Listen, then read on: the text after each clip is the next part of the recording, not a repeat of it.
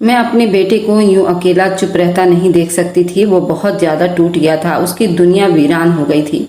मैं चाहती थी कि मेरा बेटा फिर से जिंदगी की तरफ लौट आए और दूसरी शादी कर ले। आज मैंने दूर के रिश्तेदार से बात की थी। उसने सनी के लिए एक लड़की तलाश कर ली थी और ये कंवारी थी और ये बिंदिया से भी ज्यादा खूबसूरत थी। लेकिन ये अनाथ थी, ना उसकी माँ थी ना बाप। शायद मेरे बेटे सनी की किस्मत में ये लिखी हुई थी, क्योंकि ये लड़की भी अंदर से बहुत टूटी हुई थी। उसे अपनों की जरूरत थी। आज मैंने शनि और रीमा की शादी करवा दी थी। वह लड़की मुझे पकड़कर फूट फूट कर रोने लगी। रीमा और बिंदिया में जमीन आसमान का फर्क था। दोस्तों, ये कहानी मुझे मेरे एक सब्सक्राइबर की माँ ने भेजी है। बिल्कुल वैसे ही माँ जैसी हम सबके घरों में होती हैं। और आप ये कहानी सुनकर हैरान रह जाओगे। किसी माँ के साथ अगर ये सब कुछ हुआ है तो उस पर क्या गुजरी होगी। शायद ये कहानी सुनाने के बाद आप लोगों को अपनी माँ से बात करने और मिलने का दिल करे। ये कहानी उन्हीं के जुबानी सुनाते हैं। मैं एक साधारण सी औरत हूँ जिसने सारी जिंदगी अपने घर को संवारने में गुजार दी। शादी के बाद मेरा एक ही सहारा मेरा बेटा सनी था। मैंने उसे हमेशा अपने दिल के करीब रखा और उसकी खुशियों के लिए खुद को कुर्बान कर दिया। लेकिन वक्त ने मेरी मोहब्बत को आजमाया और मेरी जिंदगी में मुश्किलें और तूफान ले आया। मुझे नहीं पता था कि मेरा सब्र करना किसी के ऊपर इतना भारी पड़ सकता है। अब उसको देखती हूँ तो दिल खून के आंसू रोता है। मेरे बेटे की शादी की उम्र हो गई थी और मैं उसके लिए रिश्ते तलाश करती फिर रही थी। मैं एक खुश मिजाज औरत थी। हर काम सावधानी और तरीके से करना जानती थी और मैं अपने घर में सुकून चाहती थी। और ये चाहती थी कि वह ऐसे परिवार की लड़की हो जो ज्यादा बड़ा ना हो और हर वक्त उनका आना जाना लगा ना रहे। क्योंकि मैं हमेशा लोगों से थोड़ा कम ही मेलजोल रखती थी, क्योंकि मेरे पास इतना समय नहीं होता था। मैं ज्यादातर समय अपने भगवान को दिया करती थी। मैंने अपने बेटे को तस्वीर दिखाई तो उसने वही लड़की पसंद की जिसकी 7 बहनें थी और वह सबसे छोटी थी। उस लड़की का नाम बिंदिया था और वह बहुत ही ज्यादा चालाक लगती थी और उसके माँ बाप भी ऐसे ही थे। नई नई रस्में निकालते थे। जब सनी की शादी हुई तो मुझे लगा मेरी जिंदगी की एक नई शुरुआत हो रही है। मैं बहुत ज्यादा खुश हुई थी। अब मेरा बेटा अपनी जिंदगी का एक नया सफर शुरू कर रहा था। लेकिन बिंदिया के घर का माहौल मुझे ठीक नहीं लगता था। मेरी बहू बिंदिया बहुत खूबसूरत थी, लेकिन उसकी कई आदतें बहुत बेकार लगती थी। मगर उसकी आदत में एक अजीब तरह की खुदगर्जी थी। शुरू में मैंने उसकी कुछ आदतों को नजरअंदाज किया, ये सोचकर कि शायद नए माहौल में उसे कुछ वक्त लगेगा। मगर जल्दी उसने अपने रंग दिखाने शुरू कर दिए। उसके घर वालों ने उसको कोई जेवर नहीं चढ़ाया था और ना ही कोई दहेज लेकर आई थी। इसलिए हमारे घर में जो भी साफ सुथरा सामान था हमने कमरे में रखे, उसका कमरा सजा दिया। फिर आते ही उसने नाक भौं चढ़ाना शुरू कर दिया कि ये अलमारी का डिजाइन ठीक नहीं है, अलमारी छोटा है, मेरा कपड़ा नहीं आता, आप लोग नया सामान नहीं बनवा सकते थे। मैंने उसको बताया कि जब सनी को बोनस मिलेगा तो सबसे पहले वह अपने कमरे का फर्नीचर बनवाएगा, तब तक तुम गुजारा कर लो। फिर वो मेरे कमरे में आ गई और उसने मेरा बेड देख लिया। कहने लगी कि मुझे तो ये बेड चाहिए। ये बेड मेरे लिए मेरे पति ने बनवाया था और मुझे बेड गिफ्ट दिया था। लेकिन उसने जिद करके मांग लिया और वह नई नवेली दुल्हन थी तो मैं भी चुप हो गई। मैंने कहा कि चलो जब दूसरा बेड आ जाएगा तो वापस मेरे कमरे में ही पहुंचा दिया जाएगा। और भी बहुत सी चीजें उसको पसंद आ गई, क्योंकि मेरे कमरे में सारी ही पुरानी और मजबूत और अच्छी चीजें पड़ी हुई थी। उसको समझाया भी था 1-2 महीने की बात है, तब तक गुजारा कर लो। लेकिन उसे अपने कमरे की हर चीजें बिल्कुल खूबसूरत और साफ सुथरी चाहिए थी। कहने लगी मेरी सारी बहनों की शादी हो गई है, मुझे उनको भी तो दिखानी है, वरना वह सब मुझ पर हंसेंगी। बिंदिया के दिल में अपने ससुराल के लिए कोई मोहब्बत और इज्जत न थी। उसके मुंह में जो आता वह बोल देती।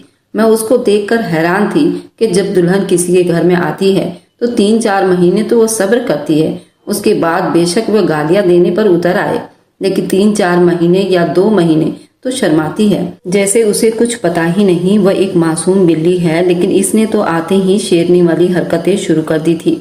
उसका जो दिल करता वह बोल देती थी और उसके मुंह के आगे कोई फिल्टर नहीं था। कहती थी मैं तो ऐसे ही हूँ। मेरी एक रिश्तेदार ने कहा घर की छोटी बेटी ऐसी होती है, तुम्हें पहले सोचना चाहिए था।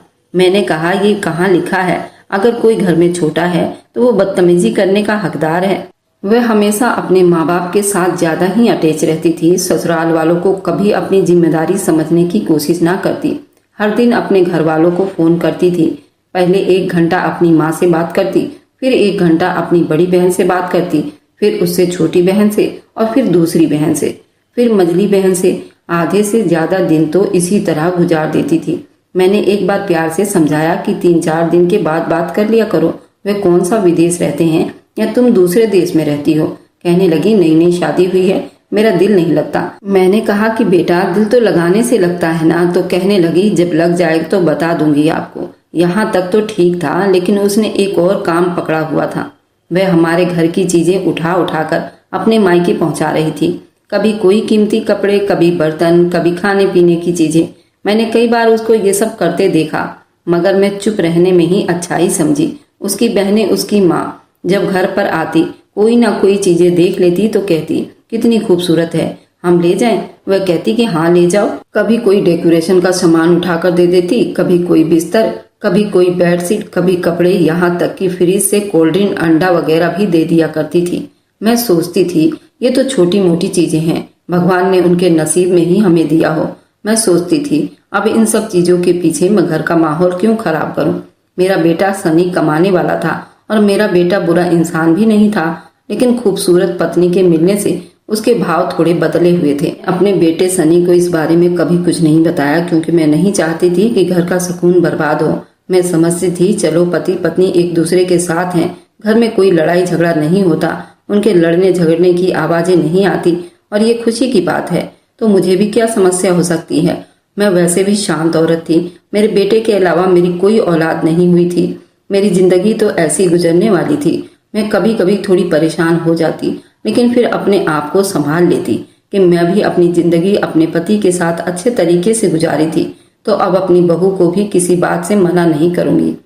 लेकिन मुझे धीरे धीरे ये बात पता लगने लगी, वह एक अच्छी पत्नी बिल्कुल भी नहीं थी। मेरे बेटे के साथ लड़ाई झगड़ा भी करती थी। शायद उनकी रोज लड़ाई हुआ करती थी। उनके कमरे से लड़ाइयों की आवाजें आने लगी। बिंदिया का व्यवहार मुझसे ही नहीं, अपने पति से भी बहुत बदतमीजी करती थी। उस पर अपना हुक्म चलाती थी। उसकी मोहब्बत को अपनी खुदगर्जी के लिए इस्तेमाल करती थी। सनी ने कई बार मुझे बताया कि बिंदिया मेरी कोई इज्जत नहीं करती, मगर मैं हमेशा सनी को सब्र करने को कह देती थी। मैंने कहा बेटा वक्त के साथ सब ठीक हो जाएगा, लेकिन शायद मैं गलत थी। वह मुझसे हर बात कर लिया करता था और कहता था कि लड़की अच्छी है, कोई ऐसी वैसी आदत नहीं इसके अंदर, लेकिन ये बोलती बहुत अजीब तरीके से है। वे होते हैं ना कुछ लोग कि आप जब भी बोलते हो तो तीखा ही बोलते हो, ये भी ऐसे ही थी। इसके मुंह में जो भी आता था वो बोल देती थी। मैं अपने बेटे को विश्वास दिलाने की कोशिश की, उसकी आदत है ये बुरी नहीं, दिल की साफ है। जो लोग जुबान से कड़वे होते हैं वे दिल के साफ होते हैं। धीरे धीरे मुझे ये भी पता लगने लगा कि मेरी बहू बहुत ही ज्यादा कंजूस है। वह हर चीजों का हिसाब किताब रखने लगी थी, क्योंकि मेरे बेटे ने उसको घर का खर्चा देना शुरू कर दिया था और ये इसी महीने से हुआ था। मैंने खुद ही सनी को कहा था कि तुम अपनी बीवी को थोड़ा बिजी रखो, वह बिजी रहेगी तो उसके दिमाग में ऐसी वैसी बातें नहीं आएगी। घर का खर्चा उसके हाथ में दिया करो और वह खर्च और हिसाब किताब में लग जाएगी तो सारी समस्या अपने आप ठीक हो जाएगी। मेरे बेटे ने कहा कि माँ आपने तो मुझे बहुत ही अच्छा आइडिया दिया। माँ आप बिल्कुल ठीक कह रही हैं, लेकिन जब से खर्च उसके हाथ में आया था उसकी अजीब सी कंजूसों वाली हरकतें सामने आने लगी थी। अब तो वो मेरे खाने पीने पर नजर रखती थी और मेरी प्लेट की तरफ देखती रहती थी। मैंने कितनी सब्जी ली, फल क्यों खा रही हूँ, मैं काली चाय पीऊँ, दूध महंगा हो गया है। एक दिन की बात है जब मैं सनी के लिए दोपहर का खाना तैयार किया था। पनीर की सब्जी, रोटी और चावल सब कुछ तैयार था और मैंने सोचा कि आज सनी अपने बेटे को खुश कर दूंगी। खाना एकदम स्वादिष्ट तैयार किया था, जिसकी खुशबू किचन में फैल रही थी। जब मैं पनीर की सब्जी निकाला तो उसमें पनीर ज्यादा महसूस हुई। मुझे लगा कि सनी को भूख ज्यादा लगेगी, इसलिए मैंने सब्जी में से थोड़ी पनीर अपने प्लेट में डाल ली थी। जब बिंदिया ने ये मंजर देखा वह जल्दी आग बबूला हो गई। आपको क्या हो गया है, उसने मुझे डांटा। तुमने सनी के प्लेट से पनीर क्यों निकाला? आपकी तो उम्र हो चुकी है और इस बढ़ती उम्र में आप इतना तेल मसाला क्यों खा रही हैं? और इस उम्र में तो इंसान की भूख कम हो जाती है, आपको ये सब नहीं खानी चाहिए। बूढ़े लोग तो दाल रोटी सब्जी खाते हैं, लेकिन आपका तो अभी भी ऐसी चीजें खाने के लिए राल टपकती रहती है। थोड़ा सा तो बनाया था, उसे आप खुद ही खा जाओगी, तो फिर बेटे का नाम क्यों लगाया? इस उम्र में तो ऐसी चीजें आपको नहीं खानी चाहिए, फिर बीमार होगी तो आपकी दवाइयों पर हमें पैसे लगाने पड़ेंगे। पता है आजकल कितनी महंगाई हो गई है। मैं हैरान रह गई और मेरा दिल एक पल के लिए रुक सा गया। मैंने उसकी बात सुनकर सोचा, ये बिंदिया अब कैसी बातें कर रही है। क्या पनीर खाकर मैंने इतनी बड़ी गलती कर दी है? मैं तो सिर्फ 2-3 पनीर ही ज्यादा लिया था और मेरा मकसद सिर्फ उसे खुश करना था। लेकिन बिंदिया की जुबान की कड़वाहट से मेरे दिल में छोटा सा जख्म बन गया। बिंदिया, ये तो खाने की मामूली बात है। मैंने हिम्मत करके कहा। मैं सनी के लिए थोड़ा सा पनीर की सब्जी में से निकाला था ताकि मेरा बेटा सनी अच्छी तरह से खा सके। ये कुछ ज्यादा नहीं है, मैं अपने लिए नहीं लेकर जा रही थी। मैं तो आधी रोटी से ज्यादा नहीं खाती हूँ, कहने लगी। अब तो मैंने आपको देख लिया ना, इसलिए आप ऐसा झूठ बोल रही हो सकता है कि आप थोड़ा ही खाती, बाकी तो खराब ही हो जाना था, क्योंकि आपका झूठा तो कोई भी नहीं खाता। बिंदिया ने मुझे एक गुस्से भरी नजरों से घूरा था। क्या समझती है, घर के खर्च कम करने का ये तरीका है? आपका काम सिर्फ मेरे पति के लिए खाना बनाना है और खाना भी आप ज्यादा खा रही हैं। अब ये सब नहीं चलेगा। उसकी बातें मेरे दिल को छू गई। मैंने हमेशा सोचा था कि मैं अपने बेटे के लिए अपनी मोहब्बत से खाना तैयार करती हूँ, और अब बिंदिया की बातें मुझे एक तरह का जख्म दे गई थी। मैं बेबसी से उसका सामना कर रही थी। मैंने सोचा कि क्या मेरी मोहब्बत का सिला है कि मैं अपने बेटे के लिए खाना बनाते वक्त उसकी डांट खाऊं? बिंदिया, मैं तो सिर्फ सनी के लिए थोड़ी सी मोहब्बत में खाना बनाती हूँ। मैंने एक बार फिर कहा। मैंने अपनी जिंदगी में कभी इस तरह नहीं सोचा कि खाने में ज्यादा खा लेना कोई बड़ी बात है। लेकिन वो मुझे सुनने को तैयार नहीं थी। उसने कहा कि बस बस, तुम अपनी बातें बंद करो। तुम्हें समझना होगा कि हम एक सीमित बजट में रहते हैं। अगर तुमने फिर से ऐसा किया तो मैं तुमसे ज्यादा सख्ती से बात करूंगी। अगर उसकी ये बातें मेरे दिल को और ज्यादा दुखा गई थी। मैंने सोचा, क्या इतनी मामूली सी बात के लिए मुझे इतनी बड़ी डांट सुननी पड़ेगी? खाना पीना तो जिंदगी के लिए बहुत जरूरी है और मैंने इसको अपनी मोहब्बत से पूरा करने की कोशिश की थी। मगर बिंदिया की खुदगर्जी की वजह से मुझे खुद को इस तरह एहसास दिलाया गया जैसे मैंने कोई संगीन गलती कर दी हो। मैं चुप रही और दिल ही दिल में सोचती रही, मेरे घर में अब ये कैसा माहौल बन गया है जहां मोहब्बत को भी जुर्म समझा जाए। मैं अपने दिल को संभालने की कोशिश की और अपने कमरे में चली गई। मैंने अपने बेटे सनी का इंतजार किया, लेकिन मेरे दिल में ये बात खटक रही थी, बिंदिया की इतनी कंजूसी के पीछे और क्या राज हो सकते हैं? अब क्या अपने बेटे के लिए मोहब्बत के साथ खाना बनाना भी जुर्म बन चुका था? बिंदिया की कंजूसी ने मेरे सब्र का पैमाना तोड़ कर रख दिया था। हर चीज में रोका टोकी करती थी। ऐसे लगता था कि मैं अपने घर में नहीं रहती बल्कि किसी और के घर में रह रही हूँ।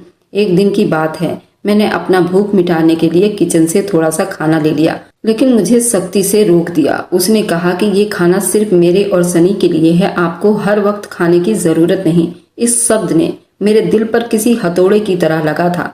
मैंने कभी सोचा भी नहीं था एक दिन मुझे अपने ही घर में इस तरह जलील होना पड़ेगा, मगर मैंने अपने बेटे की खातिर सब कुछ सह लिया।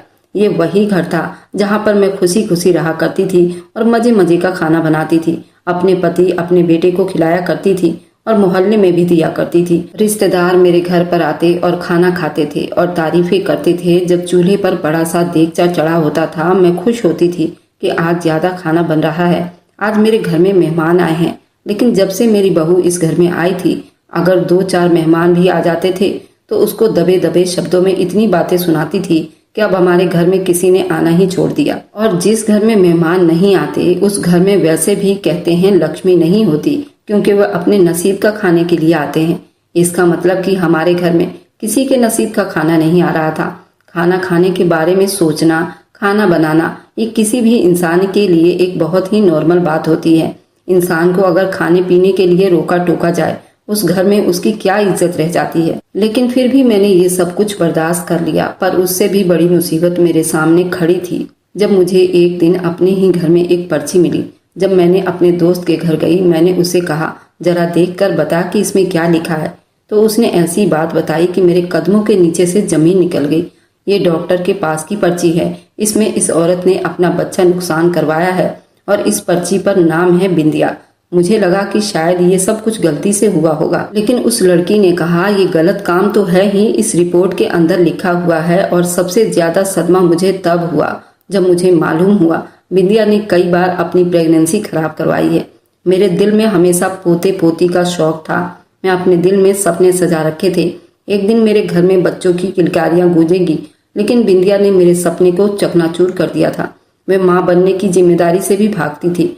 और उसने अपना ये फैसला खुद ही किया था, बगैर किसी से बात विचार किए। मेरी जिंदगी में सनी का आना एक बहुत ही बड़ी खुशी थी। वह पैदा हुआ था, मैंने दुनिया भर की मोहब्बत उस पर निछावर कर दी थी। मेरा दिल हमेशा से बच्चों के लिए बहुत नरम था और सनी की पैदाइश के बाद मुझे लगा कि मेरी जिंदगी पूरी हो गई है। वो मेरी आंखों का तारा था। सनी की पैदाइश के 2-3 साल के बाद जब मैं दोबारा माँ बनने वाली थी तो ये मेरे लिए एक और खुशी की बात थी। डॉक्टर ने बताया कि गर्भ में एक साथ 2 बेटियां पनप रही हैं मेरे। ये सुनकर मेरा दिल खुशी से झूम उठा। मैंने तो अपने दिमाग में अपनी बेटियों की तस्वीर बना ली थी कि नन्हे नन्हे हाथों को महसूस करती थी, उनके नन्हे नन्हे कदमों को महसूस करती थी। सनी को भी ये बात बताई, वह भी बहुत खुश था। उसे 2 बहनें मिलने वाली थी। मैंने उन बच्चियों के लिए बहुत सारे सपने सजा रखे थे। मैंने उनके नाम भी सोच लिए थे, उनके कपड़े तैयार कर लिए थे।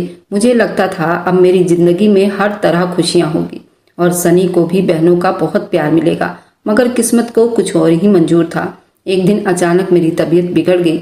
मैं अस्पताल गई। वहां जाकर मुझे पता चला कि मेरी बच्चियों को दुनिया में आने का मौका ही नहीं मिला। मैंने अपने जिगर के टुकड़ों को खो दिया था। वह दिन मेरी जिंदगी का सबसे बुरा दिन था। ये खबर सुनने के बाद तो मेरी दुनिया ही अंधेरे में हो गई थी। उसके बाद मैं बेटियों के लिए एक अजीब सी तड़प महसूस करने लगी। मैं जब भी किसी माँ को अपनी बेटी के साथ देखती थी तो दिल में एक दर्द सा महसूस होता। जब सनी को देखती तो उसके साथ साथ दिल में बेटियों के लिए भी प्यार भरा हुआ था। मैं सनी को तो अपनी जान से ज्यादा भी चाहा, मगर मेरे दिल में किसी कोने में बेटियों के लिए मोहब्बत हमेशा जिंदा थी। जब मैं कभी सोचती हूँ अगर वह बेटियां जिंदा होती हमें ये खालीपन कभी महसूस न होता। इसलिए मेरी ख्वाहिश थी जब मेरी बहू प्रेग्नेंट हो तो उसकी पहली बेटी हो। जो खुशी मुझे उस वक्त नहीं मिली वो मुझे मिल जाए। बेटी ना सही तो पोती मिल जाए, मैं उसे बेटी की तरह पाल लूंगी। लेकिन ये अब इस तरह हरकतें कर रही थी, ये कितना बड़ा पाप था, ये आप लोग अच्छी तरह जानते हैं और ये सब मेरे लिए बर्दाश्त करना बड़ा मुश्किल था। मगर मैंने हमेशा अपने दिल को काबू में रखा। मैंने किसी से कुछ नहीं कहा, ना सनी से ना बिंदिया से। मैं बस चुप से तमाशा देखती रही। फिर एक दिन मेरी जिंदगी में एक मासूम सी सीधी सादी वह एक छोटा सा कुत्ते का बच्चा था। बहुत ही प्यारा था। शायद उसकी माँ उसे छोड़ गई थी, जो मेरे आंगन में खेलती थी, कूदती थी, नजर आती। मैंने उसे अपने दिल का सुकून बना लिया। फिर उसे रोजाना दूध पिलाती और उसके साथ वक्त गुजारती। वह पपी मेरी तन्हाइयों का साथी बन गई और मैं उसे अपने बच्चे की तरह प्यार करने लगी। मैंने उसका नाम जिमी रखा और वह एक बुलडॉग नस्ल की पपी थी। मुझे वह अपनी तरह अकेली लगती। मैंने भी उसे अपना लिया।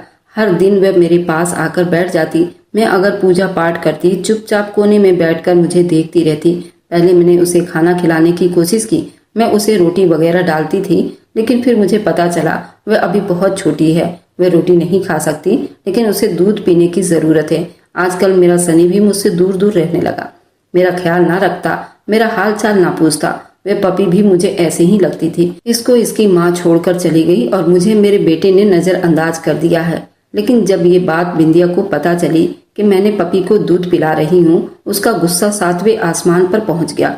मुझे ताना देते हुए कहने लगी, तुम हमारे घर का दूध उठाकर गली के कुत्ते को दे रही हो। पता भी है आजकल दूध कितना महंगा हो गया है। मैंने पहले उसे प्यार से समझाया और कहा कि थोड़ा सा ही तो पीती है, तो मैं एक टाइम का चाय नहीं पीऊंगी, बस इस बेचारी को 1 कप दूध दे दिया करूंगी। लेकिन बिंदिया बदतमीजी करने लगी। मैंने फिर भी सब कुछ बर्दाश्त किया और अगले ही दिन मुझे पता चला कि बिंदिया न सिर्फ मेरे बेटे की औलाद को इस दुनिया में आने से रोक रही थी, बल्कि उसके काम भी गलत थे। मैं रोज की तरह अपने कमरे में बैठकर भगवान का माला जाप कर रही थी। अचानक मुझे किचन से बिंदिया की आवाज सुनाई दी। पहले तो मैं उसकी बातों पर ध्यान नहीं दिया करती थी, क्योंकि वह अक्सर किसी न किसी से फोन पर बात करती थी।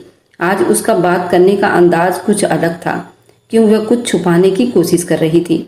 मैं अपना काम छोड़कर धीरे से किचन की तरफ बढ़ गई ताकि सुन सकूं कि वह किससे बात कर रही है और क्या बात कर रही है। मैंने कभी भी उसकी बात सुनने की कोशिश नहीं की थी।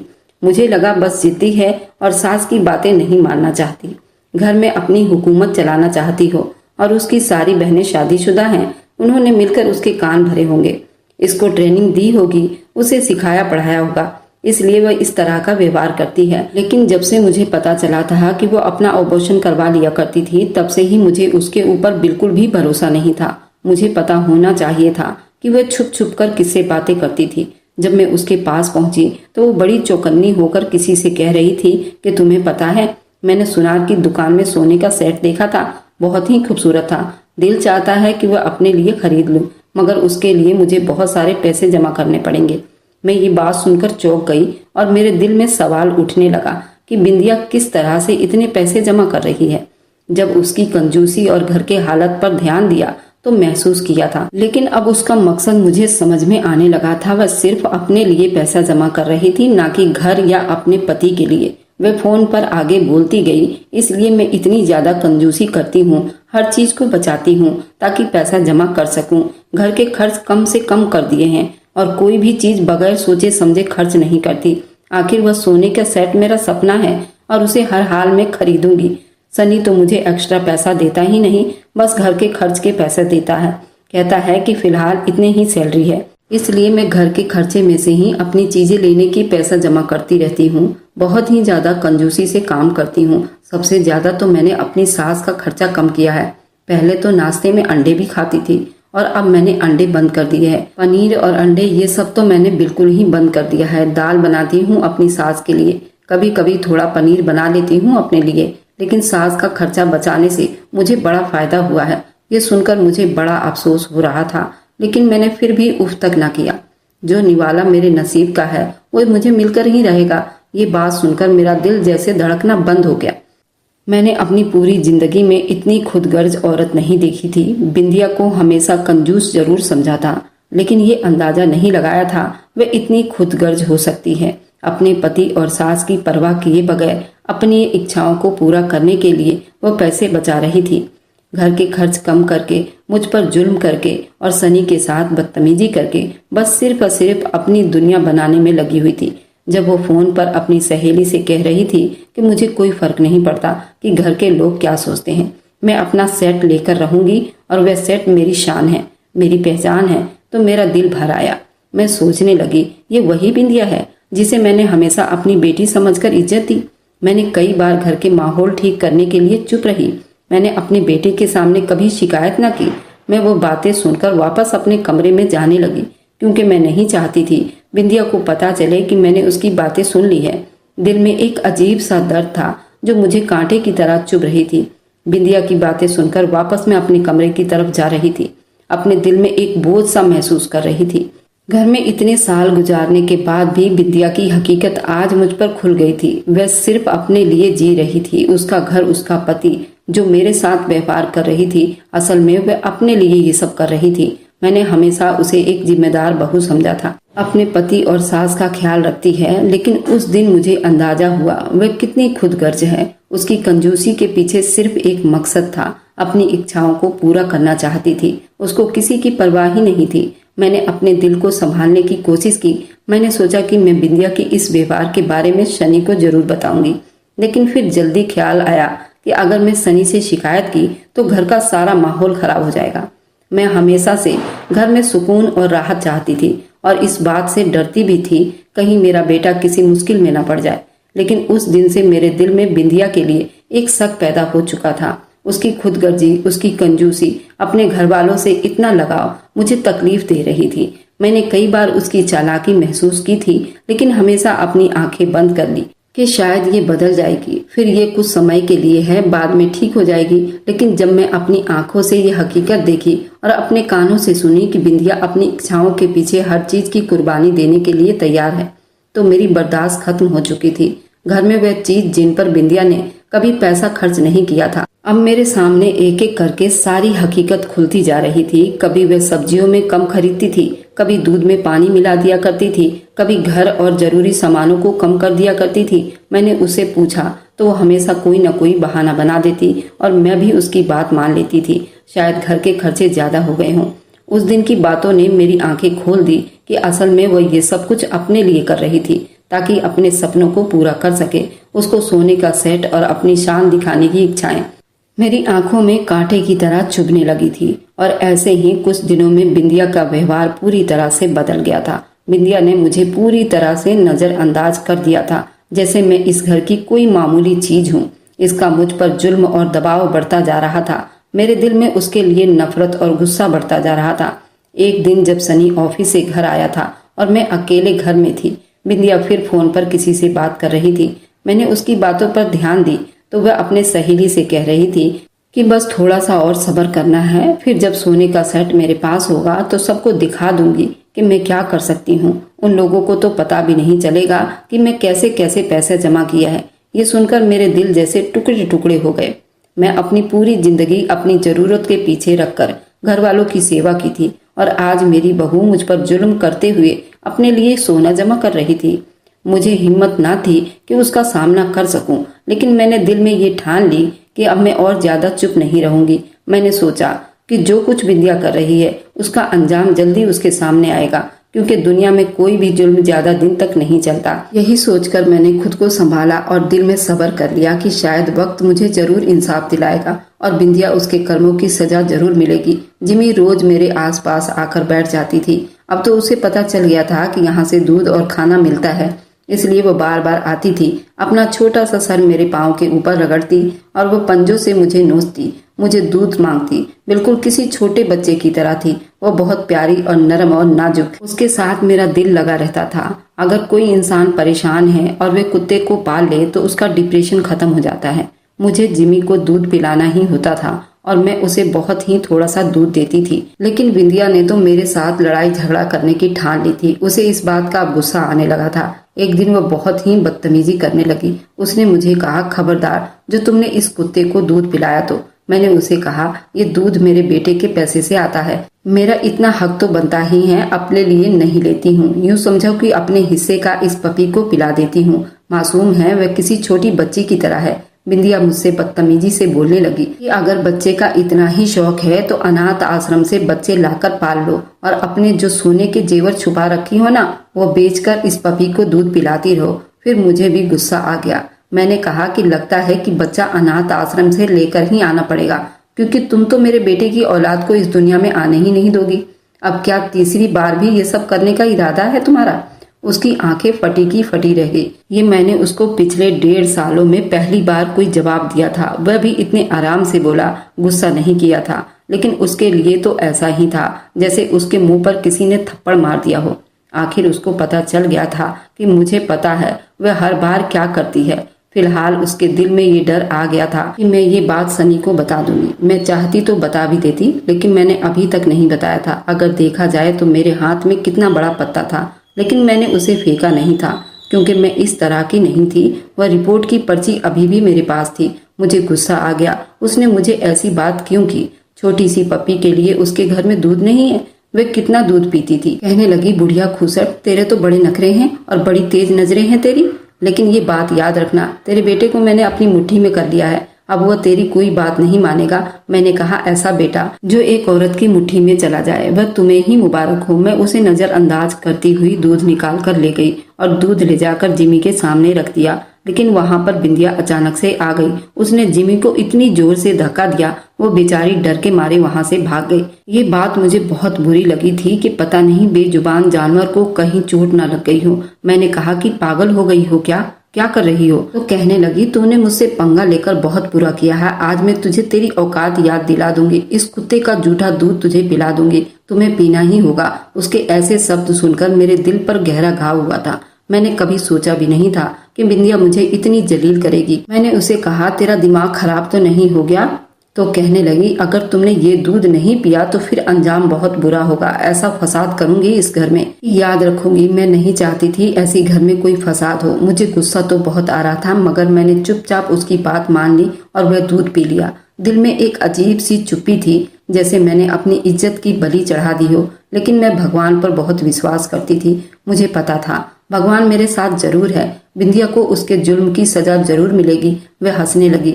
एक गंदे से आवारा कुत्ते के बच्चे का दूध पी लिया आपने? बहुत बुरा हुआ आपके साथ। वह बुरी तरह हंसने लगी और वह इतनी बुरी तरह हंस रही थी, उसकी हंसी से मुझे नफरत हो रही थी। पर जब मैं तेज हंसने लगी तो उसकी मुस्कुराहट रुक गई। मैंने उसे कहा, तू क्या समझती है? जानवर में भगवान का रूप होता है, क्योंकि वो बेजुबान होती हैं। अरे पागल, लगता है तेरी माँ ने तुझे अकल नहीं सिखाई, तमीज नहीं सिखाया और ना ही तुझे भगवान के बारे में कुछ बताया। तू क्या मुझे कुत्ते का जूठा पिलाएगी? कुत्ते का जूठा पीना कोई इतनी बड़ी बात नहीं, लेकिन हाँ, तेरे अंदर की जो नीयत थी वो भगवान जरूर देख रहा है। इसकी सजा भगवान तुझे जरूर देगा। इतना कहकर मैं अपने कमरे में आ गई। मुझे इस बात का अफसोस नहीं था कि मैंने जिमी का जूठा दूध पी लिया। उसको तो मैंने अपनी औलाद की तरह पाला था, लेकिन इस बात का दुख जरूर था कि जिस तरह से बिंदिया ने उस पर हाथ उठाया था, पता नहीं वे वापस इस घर में आएगी या नहीं। और बिंदिया के नीयत का दुख था कि वो मुझे जलील करना चाहती थी। उस रात जो मैंने जिमी का जूठा दूध पी लिया, दिल पर बहुत भारी बोझ था। मैंने अपनी जिंदगी में बहुत कुछ बर्दाश्त किया था, लेकिन बिंदिया का व्यवहार अब मेरा सब्र का इम्तिहान ले रहा था। मगर मैं फिर भी अपने आप को चुप कर लिया था। दिल में सोचा कि जो मेरे साथ हो रहा है शायद ये मेरी किस्मत है, और मैंने हर चीज को सब्र के साथ स्वीकार कर लिया। इस तरह की बहू मिलना मेरी किस्मत में लिखा हुआ था, मुझे मेरी किस्मत का ही मिल रहा था। अब बिंदिया का व्यवहार मेरे साथ कुछ ज्यादा ही बिगड़ गया था। वे हर वक्त मुझ पर हुक्म चलाती, मुझे जलील करती और मुझे हर मुमकिन तरीके से नीचा दिखाने की कोशिश करती। सनी काम पर जाता और बिंदिया का जुल्म मुझ पर बढ़ता ही जा रहा था। फिर भी मैं चुप रही। मैं घर में किसी तरह का कोई फसाद नहीं चाहती थी। एक दिन बिंदिया के माँ बाप हमारे घर आए। वे हमेशा की तरह बिंदिया को बातें सिखाते थे और ज्यादा खुद गर्ज बनाते थे। मैंने देखा कि बिंदिया ने उस दिन भी घर से बहुत सारी चीजें अपने माँ बाप के लिए पैक करके रखी थी। वह हमेशा अपने माँ बाप को यहाँ से कीमती चीजें अपने माँ बाप को दिया करती थी। पत्नी तो अपने पति की गृहस्थी की रखवाली करती है, उसके गृहस्थी की चौकीदार होती है, और यहाँ पर ये मेरे बेटे की मेहनत की कमाई हुई इस तरह से लुटा रही थी, अपने माँ बाप के हवाले कर रही थी। उसे ऐसा नहीं करना चाहिए था। उसके माँ बाप के सामने तो मैं इज्जत से पेश आई थी, लेकिन वह उनके सामने भी मुझे इस तरह से बुला रही थी जैसे मैं इस घर की नौकरानी हूँ। उनको दिखाना चाहती थी मैं अपनी सास को बहुत काबू करके रखा हुआ। एक शाम की बात थी, बिंदिया और सनी के बीच में किसी बात पर झगड़ा हो गया। बिंदिया ने गुस्से में सनी से बहुत बदतमीजी की और उसे नीचा दिखाने की कोशिश की। सनी हैरान था, उसकी पत्नी उसके साथ इस तरह का व्यवहार क्यों कर रही थी।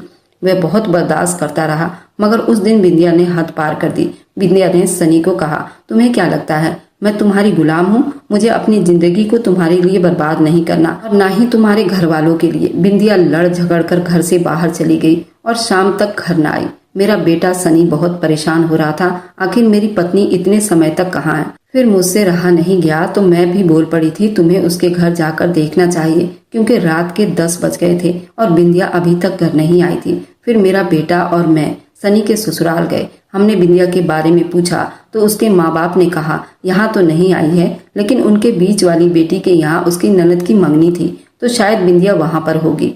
तब मैंने अपने बेटे सनी से कहा, सनी तुम अपने साली के घर जाओ और मैं घर जा रही हूँ, तुम बिंदिया को घर ले आना। जब मेरा बेटा सनी अपनी साली के घर पहुंचा तो पता चला कि बिंदिया को अटैक हुआ है। वह सरकारी अस्पताल में है। सनी बहुत ज्यादा घबरा गया और सीधा अस्पताल की तरफ गया। सनी अस्पताल पहुंचा, देखा बिंदिया आईसीयू में भर्ती है। जब हमने ज्यादा जानकारी निकाली तो पता चला शादी के भीड़ भाड़ में बिंदिया ने जो सोने का सेट बनाया था वह गुम हो गया, और उसे ढूंढते ही ढूंढते बिंदिया को अटैक पड़ गया था। मैंने अपनी बहन के घर पुलिस वालों को भी बुला लिया था, लेकिन उसके सोने का सेट नहीं मिला, और उसके माँ बाप को भी पता था, लेकिन उन्होंने डर की वजह से ये बात सनी को नहीं बताई कि बिंदिया किस वजह से अस्पताल में है। क्योंकि जब बिंदिया सुबह लड़ झगड़ कर घर से निकली थी तो अपना सोने का सेट भी साथ ले आई थी। जब सनी बिंदिया से मिलने गया तो बिंदिया उससे माफी मांग रही थी और साथ में मेरे बारे में भी पूछ रही थी। जब सनी ने मुझे घर खबर की तो बिंदिया हॉस्पिटल में आईसीयू में एडमिट है, तो मेरे पैरों तले से जमीन निकल गई थी, और मैं उसी समय आधी रात को बिंदिया के पास पहुंची। क्योंकि बिंदिया जैसी भी थी वो मेरे इकलौते बेटे की पत्नी थी। जब मैं अस्पताल पहुंची तो वह इशारे से शायद मुझसे माफी मांग रही थी। उसके आधे घंटे के बाद वह इस दुनिया को छोड़कर चली गई थी। हम लोगों को बिंदिया की इस अचानक मौत ने हिलाकर रख दिया था। जब मेरे बेटे ने मुझे बड़ी गौर से देखा और कहा कि बिंदिया आपसे क्यों माफी मांग रही थी, क्या बिंदिया ने आपके साथ भी बदतमीजी की थी?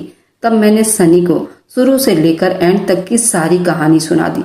सनी अपने माथे पर हाथ रखकर बैठ गया। सनी ने मुझे कहा कि मम्मी ऐसा था तो आपने मुझे बताया क्यों नहीं? शायद मरते वक्त बिंदिया को अकल आ गई थी और जो सोने का सेट था उसकी बहन नहीं चुराया था, जो बिंदिया को अच्छी तरह से मालूम था। तभी तो उसने पुलिस को बुलवाया था और उसके माँ बाप ने भी उसका साथ नहीं दिया, बस उसे नोचते रहे और उसे लूटते रहे।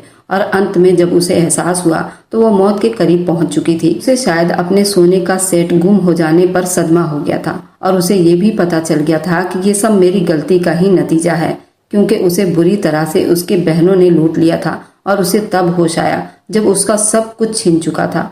दोनों माँ बेटे तो बुरी तरह से रो रहे थे और उसकी बॉडी को घर ले आए और उसका अंतिम संस्कार किया। जब हमने उसके घर वालों को खबर किया तो उसका मरा हुआ मुंह देखने तक न आए। ये कैसे माँ बाप थे। शायद बिंदिया को ये सब कुछ पता चल गया था, तभी उसने मुझे बुलाकर मुझसे माफी मांगने की इच्छा जाहिर की थी। तो दोस्तों, बुरे कर्मों का बुरा अंजाम जरूर होता है। अगर आपको आज की कहानी पसंद आई है तो वीडियो को जरूर लाइक कीजिएगा और अपने दोस्तों को शेयर भी कीजिएगा। और हाँ, अगर आपने अभी तक हमारे चैनल को सब्सक्राइब नहीं किया है तो जरूर सब्सक्राइब कर लें। मिलते हैं हम अपनी कल की एक और नई दिलचस्प कहानी के साथ। मुझ पर सदा अपना प्यार और स्नेह बनाए रखें। सभी को मेरा प्यार भरा नमस्कार दोस्तों।